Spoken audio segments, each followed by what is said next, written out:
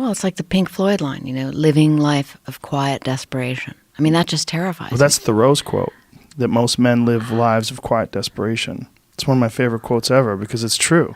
And I've been that guy. Oh my God. You're just in this world where you just can't wait to just run away. And how do people get stuck there? How do you think they get stuck there? Bills. Bills, like financial bills? Mm-hmm. Right? Yeah. That's Bills and commitment. You have an apartment you have to pay for. You have a car you leased. You have a wife that you have to feed. You have a child you have to raise. You have to. You have your mortgage. You have your this. You have your that. And that's where it all comes from. Where do you think opportunity plays into that? Well, the opportunity takes place usually when you're young and you don't have any responsibility. That's when you have your options. Well, your options are severely limited the more you gather responsibilities. Like if I had to, as a 51-year-old father of 3, married man, pays taxes, has a house and a mortgage and a business and all that jazz. If I had to quit everything now and struggle the way I struggled as a stand-up comedian, it would never work.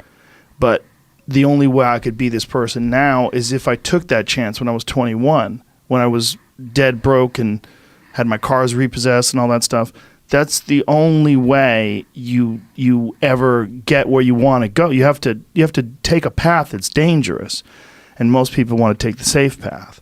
And the safe path leaves you stuck in quiet desperation almost every time. It's hell.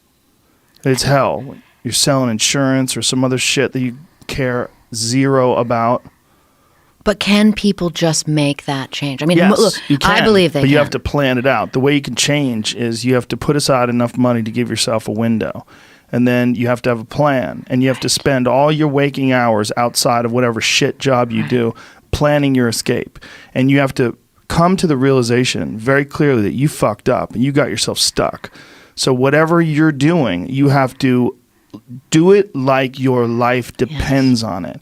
And whether it is you're trying to be an author and if you're gonna try to be an author and you're working 8 hours a day plus commuting plus family responsibilities or whatever else you have, whatever time that you have to attack like you're trying to save the world. You're trying to save your life. You don't want to drown.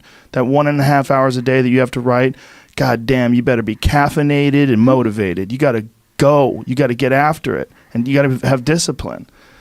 Most people don't have those things. Most people don't understand what it's like to really go for something.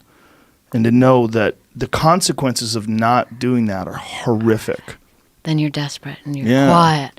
But I do think there is something to be said for fate and circumstance. Sure. And I always write, people in these military environments that I write about and in these intelligence world environments, fate and circumstance plays a big part because they too can even get complacent, Mm-hmm.